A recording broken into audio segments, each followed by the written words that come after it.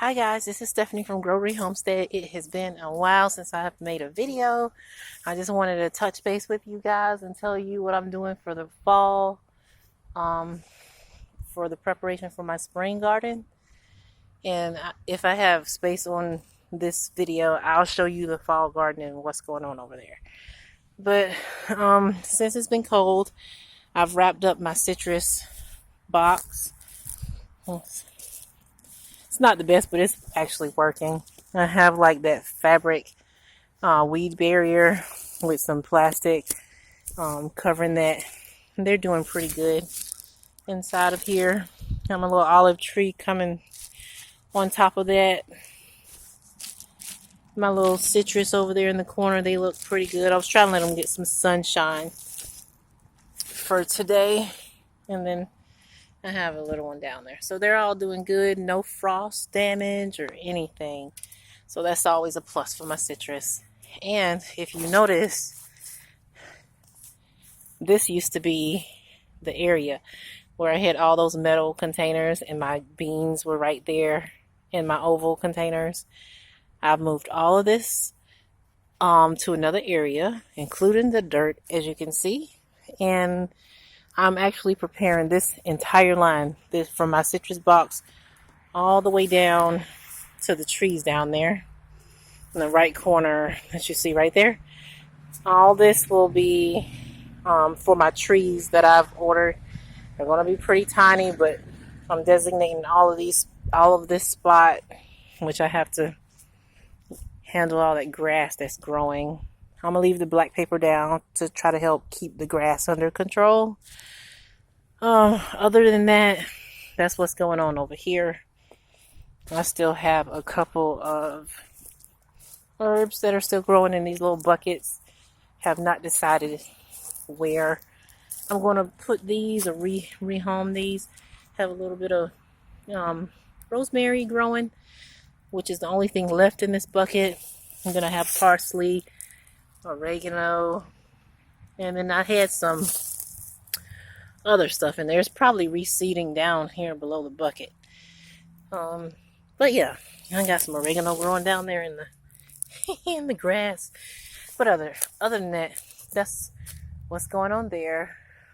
The frost has killed everything off for this summer garden. And I want to show you what I actually did with all those boxes. It's not complete yet, but I'm working on it. So, and it's a little junky around here because I'm still working, multitasking, doing a couple other things. All right, so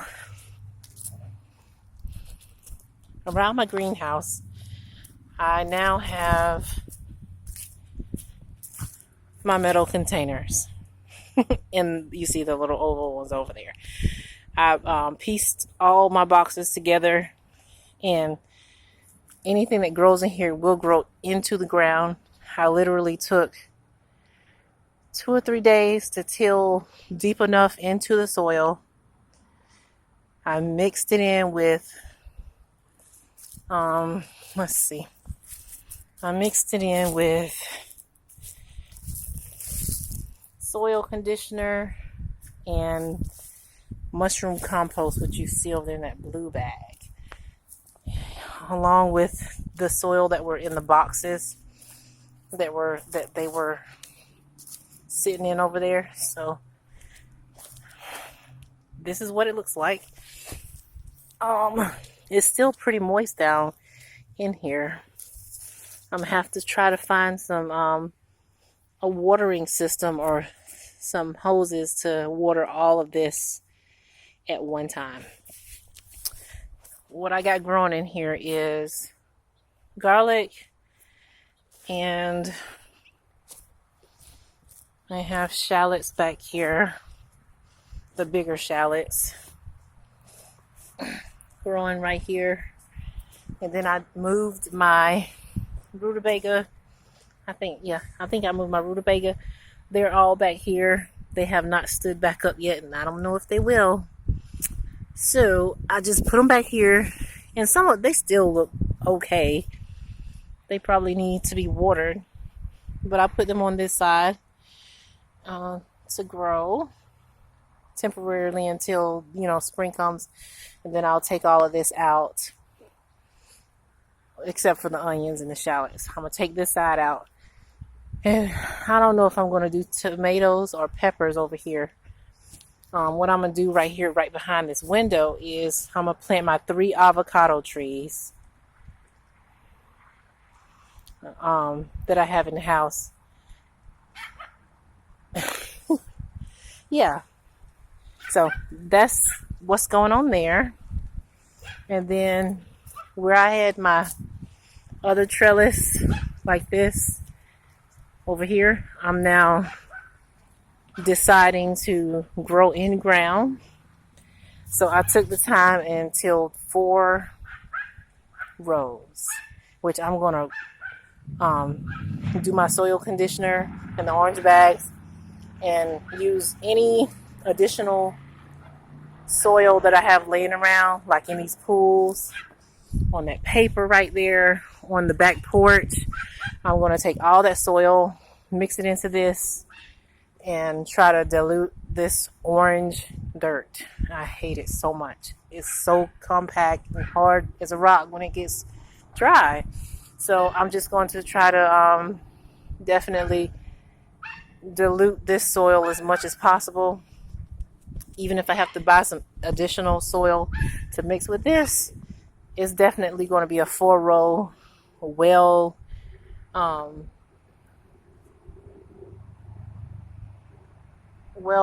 I'm sorry, my dog is at the back door barking. Anyway, so I'm just going to do this for the next couple days. Today's Saturday. So it took me about maybe 2 hours to till these 4. And I'll be working on this tomorrow too. Clearing out all this grass in these boxes, these pools, and bringing over all the dirt. And once I'm done mixing in all the dirt and retilling maybe one more time, once I add all the dirt, I will put my black paper back on there until spring comes. And then I will make holes along the black paper to plant whatever I want. I have not decided what's going back here. I changed my plans at least 4 or 5 times during the fall. But yeah, I just wanted to show you guys what's going on with that and around my greenhouse. The reason I did around the greenhouse is because it's so difficult to have a watering system in 4 or 5 different containers. So I figure if everything is just in one spot, it should be easier to manage watering all at the same time. It's my little Holly. She's coming to... Come on, Hollies. Come here. Little bad booty. Anyway, she's staying out here with me. Holidays. Holly. Come here. She's very stuck up too. Anyway, let me show you a couple other things while I got this video still running. Okay, where my watermelon bed was, I planted the broccoli, cabbage, collards. And this is the bed. Of course, you know this is the broccoli. There's nothing happening to it yet, but they all look healthy. My cabbage, looks like things have been biting on them, so I need to come over here and spray some of that BT. I actually planted these close because I was going to just plan on eating the leaves off of these. The collards are up in here. I need to fertilize these again. I did. I think we just fertilized them last week, and so they should be good for the moment. Another new place where I did create was right here where my elderberry is. Elderberry is right there. I had some plum trees right here. I took them out and moved them to another area because they weren't doing well back here. It's too shady for them. So I actually moved them right behind that trellis right there. Nope, that's actually the mulberry. That's the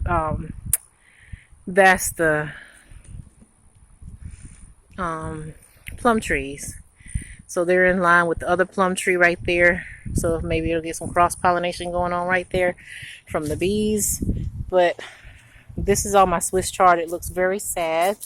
I'm going to continue to fertilize it. Something has been eating my Swiss chard. And I transplanted this from one of those boxes from the other side from the summer garden.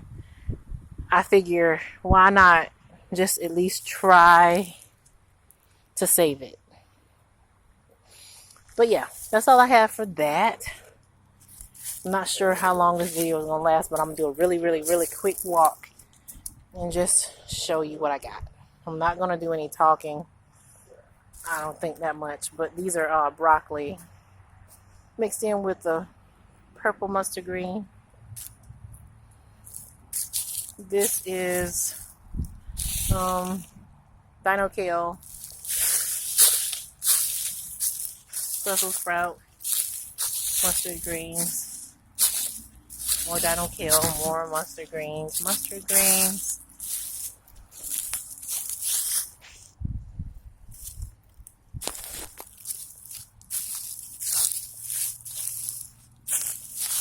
Some stuff looks terrible, like this stuff right here.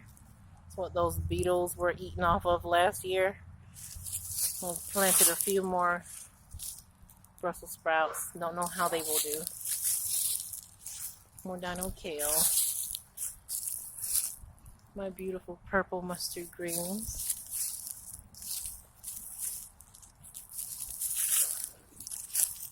And I'm not going to walk all the way down there. And then mustard greens and more kale. Those pools will be gone. I'm going to use the dirt out of those and just stack those pools.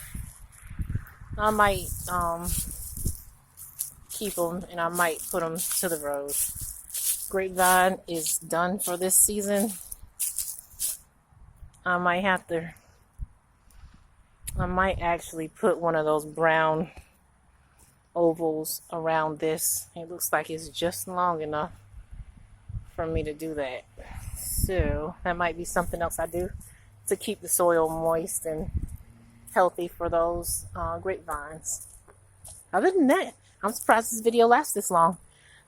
That's all I really have for you guys. If you have any questions or comments about anything, feel free to leave a comment below.